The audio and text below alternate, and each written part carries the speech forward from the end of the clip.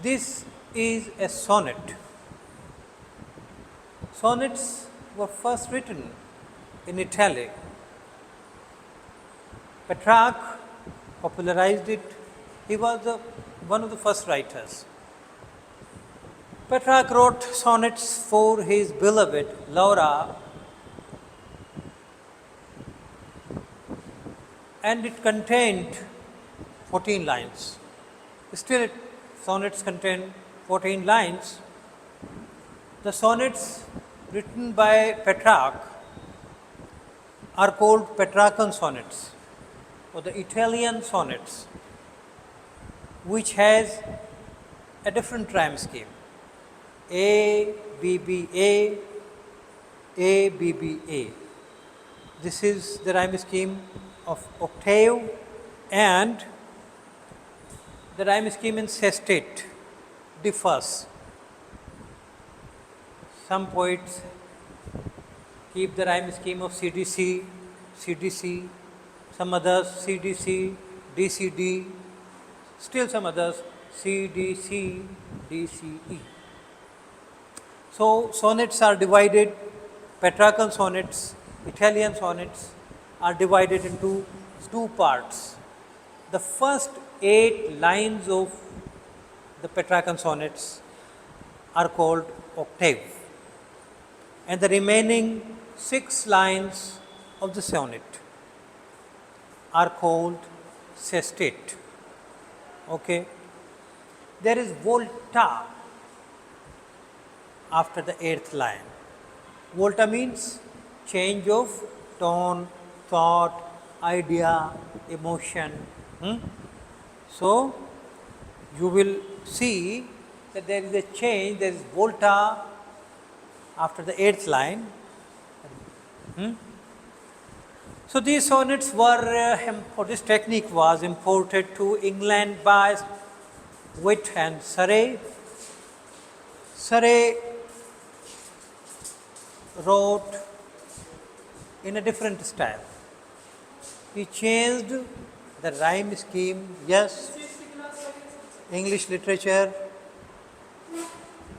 Surrey changed the rhyme scheme of these sonnets, and the technique also.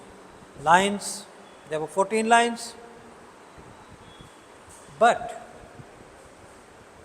the rhyme scheme was A, B, C, D, C, D, E, F, and then there was a couplet at the end of the sonnet, and the rhyme scheme of the couplet is G, G. You know how to see the rhyme scheme, how to find out the rhyme scheme of a poem? No idea? Do you have the copy of this poem? You can find it on your mobile. You can Google it. On his 23rd birthday, you don't have the phone? The poem which we are going to discuss is On His 23rd Birthday. So, the Shakespeare then wrote in Surrey's style, A, B, C, D, E, F, and G, G. And he changed the theme. Earlier than Shakespeare, the sonnets were being written to express the poet's love for his beloved. Shakespeare changed the tone. He introduced several other themes, like the passage of time. He introduced philosophy, the power of poetry, the power of literature, all these things. He popularized sonnets. He popularized his own style, and that's why that style was later known as Shakespearean sonnets or English sonnets. And the rhyme scheme of English sonnet is A, B, C, D, E, F, and G, G. Okay. We have discussed 3 sonnets by William Shakespeare,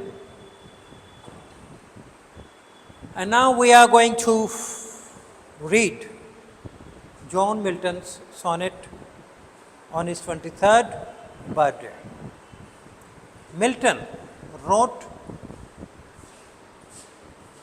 sonnets, but he used Petrarchan style. He wrote in Italian style.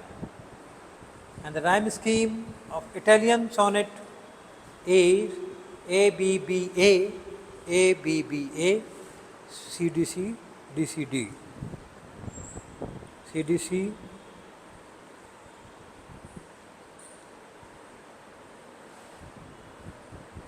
okay.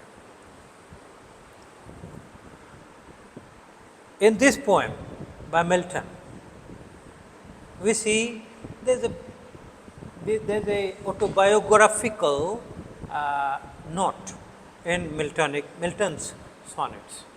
He writes about himself, his emotions, his frustrations, his devotion to God. Actually, Milton was a religious, highly religious person, and his sonnets contain that religiosity, that devotional touch. Milton was a Puritan writer. Since you did not attend the earlier classes, so you have no idea about Puritanism. But repeating all those things will be difficult for me now. So gradually I will again explain you what is Renaissance, what is Elizabethan literature, what is metaphysical poetry, Commonwealth literature, Restoration age, Augustan age, pre-romantics, romantics, Victorian writers, modern writers. All these things will be discussed later on in the same classroom. But today, let's talk about this particular poem, sonnet by John Milton. Milton believed that he was born to write something great, to perform great deeds, great tasks, to achieve great tasks in his life. He was physically a frail person, weak, delicate person. But mentally, he was very strong, powerful. He fought, he worked for Puritanism, he fought for Commonwealth. So, when Commonwealth came in England, he became a great poet of his time. But after 1640, this sonnet was written in 1631. After 1660, when James II was restored to the throne of England, Milton had bad days because there was no Commonwealth now. The monarchy was restored. So let's talk about this sonnet. Milton had high ideas about himself in the beginning. He thought that he was sent by God upon the earth to perform great deeds, to write great poetry. At the age of 23rd, on his 23rd birthday, he felt that he had great aspirations, yet there is no sign of greatness in his works, in his deeds, in his actions. What will happen to him? He was apprehensive about his future, about his potentials. He doubted himself, and by doubting himself, he doubted his creator, God. Was God playing tricks with him? But instead, we see a change in the tone. He feels, no, God has higher plans for me. I will work to achieve my goals in life. Fine? This poem is written in iambic pentameter. You will think that there is a bombardment of technical terms. You will not be able to catch all these technical terms, I think, in the very first lecture of this session. But these are simply passing remarks because I will repeatedly speak about these terms in the coming classes, so you need not be worried about these technical literary terms. So this poem is written in iambic pentameter. Iambic pentameter means, iambic means a line contains 5 feet. Each line in this poem, in this sonnet, contains 5 feet. And each foot has 2 syllables. The first syllable is stressed syllable, and the second is always unstressed. So there is a pattern in the poem, and this is the most popular pattern in English literature. Iambic pentameter.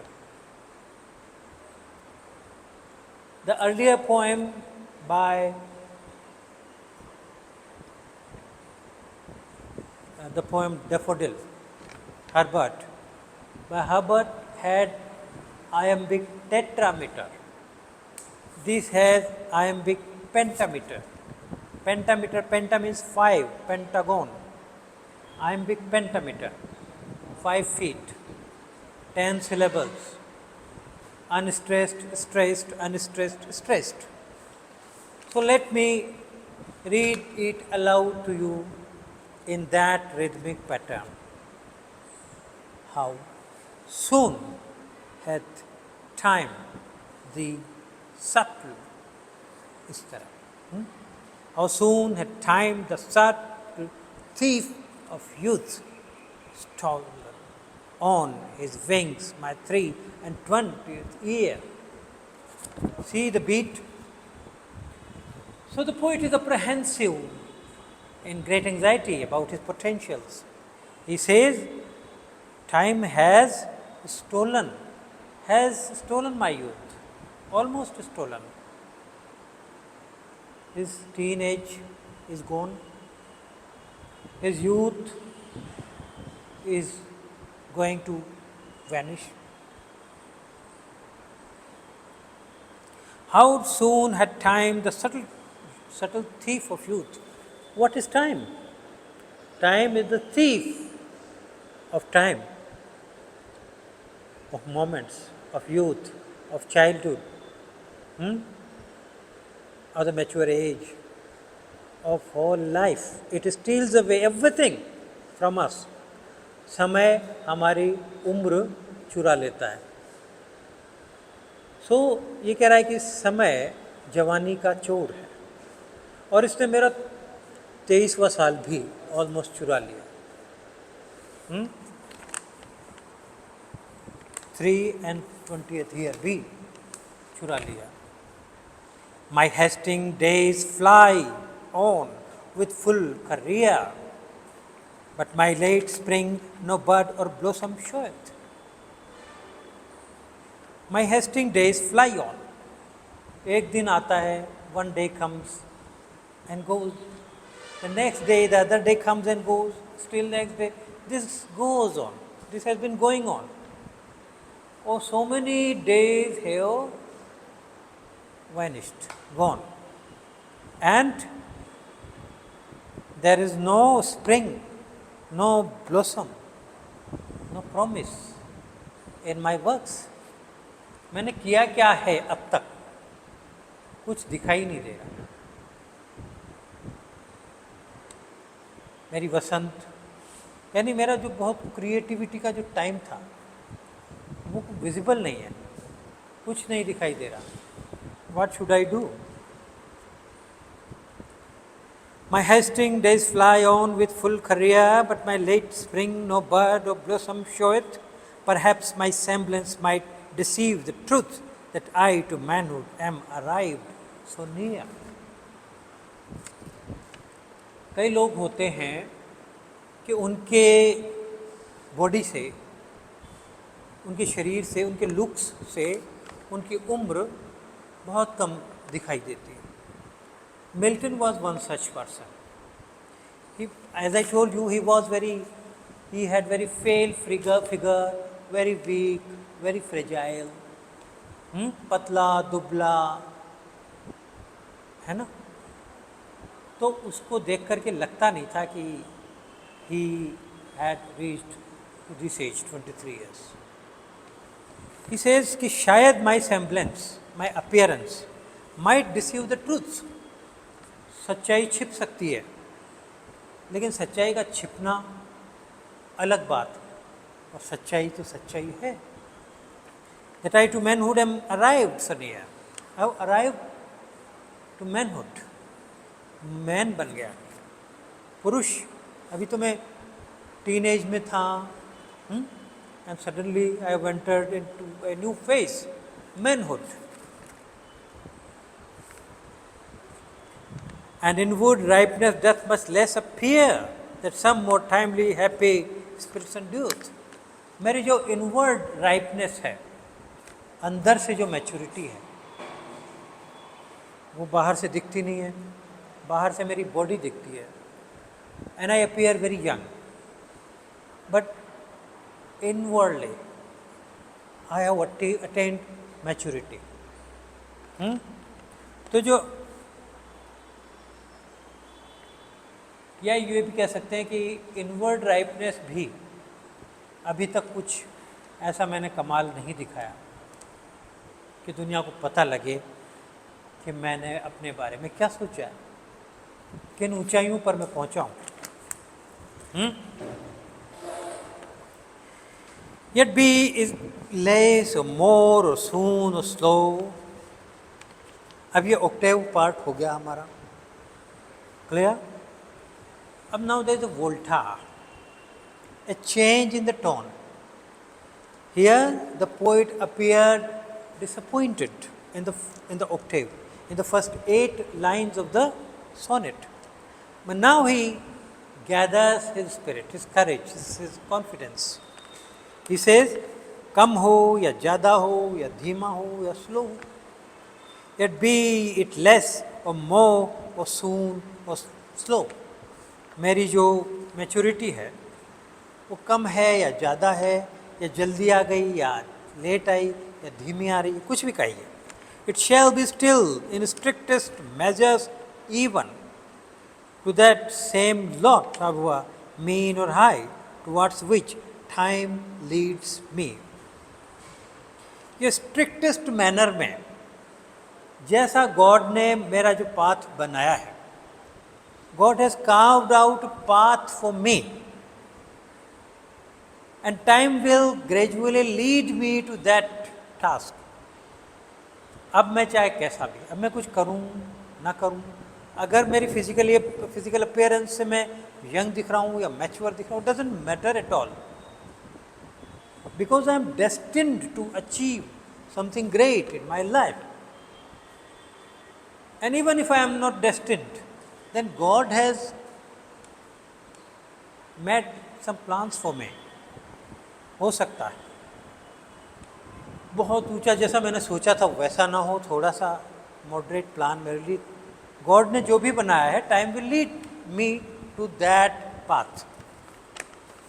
It shall be still in strictest measures even to that same lot. उसी lot, उसी भाग्य में time मुझे however main और high, चाहे वो नीचा हो या ऊंचा हो, time will lead me towards which time leads me. Time उस रास्ते पर, उस लॉट पर, चाहे ऊंचा हो चाहे नीचा हो, time leads me. And the will of haven, और हेवन का एच कैपिटल है, मीन्स गॉड. गॉड की डिज़ायर भी और टाइम भी. These two things will lead me towards a place where I am destined to go. All is if I have grace to use it so. सब वैसा ही होगा जैसा मेरे ग्रेट टास्क मास्टर की आँखों में समाया बनाया, जो प्लान है, सब वैसा ही होगा. इसलिए आई need not be worried about that. I will work hard. I will work harder to achieve my goals. But I should not be disappointed if I fail to achieve them, because it is God who has created a path for me, and God will make me walk on that path. So there is no need to be disappointed.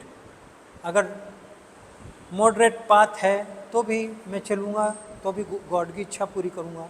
अगर बहुत high ऊंचाइयाँ मुझे छूनी है तो भी मैं वो ही करूँगा जो गॉड चाहेगा. तो मेरे जो ग्रेट टास्क मास्टर की आँखों में जो सपना है, I will achieve that goal in my life one day और the other. So I need not be worried about that thing. Is it clear to you?